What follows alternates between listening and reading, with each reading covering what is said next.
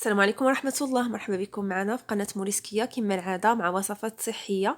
اليوم وصفة صحية عندها علاقة بالجهاز التنفسي بالنسبة للناس اللي عندهم مشاكل ديال السعال وديال الحساسية وديال الضيقة والتهاب القصبات الهوائية. فهذه واحد الوصفة طبيعية مجربة وقديمة بزاف وجد فعالة، وإن شاء الله مع المداومة الواحد كيبرى نهائيا من المشكل ديال الحساسية واللازم والضيقة إلى آخره. المكونات ديالها بسيطة جدا، فيها جوج مكونات. عندنا اللفت، هذه حبة اللفت كما كتشوفوا، والعسل، العسل حرة. الطريقة هي سهلة جدا.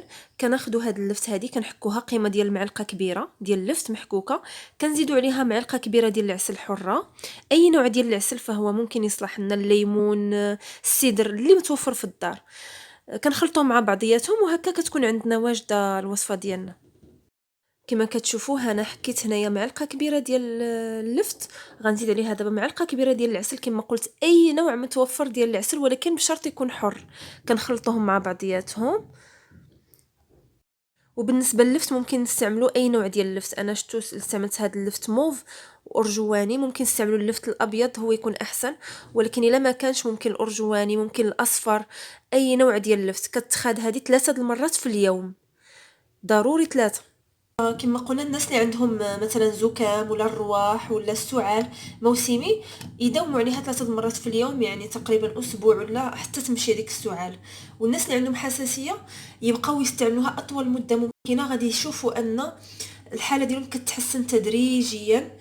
ويعني حاجه اللي هي طبيعيه واللي الفوائد ديالها ضروري غادي تنفع، حتى الا ما نفعتش ما غاديش تضر، ولكن النفع راه ان شاء الله باذن الله مضمون، لان العسل فيه شفاء للناس.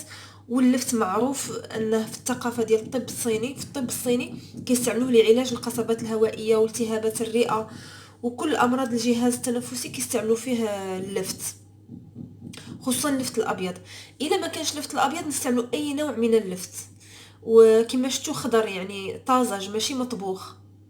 الوصفه سهله جدا، ما عليكم الا انكم تطبقوها ان شاء الله، وان شاء الله تنفعكم نتوما ووليداتكم. ما تنساوش تشاركوا في القناه باش يوصلكم ان شاء الله فيديوهات اخرى عندها علاقه بالحياه ونمط العيش الصحي.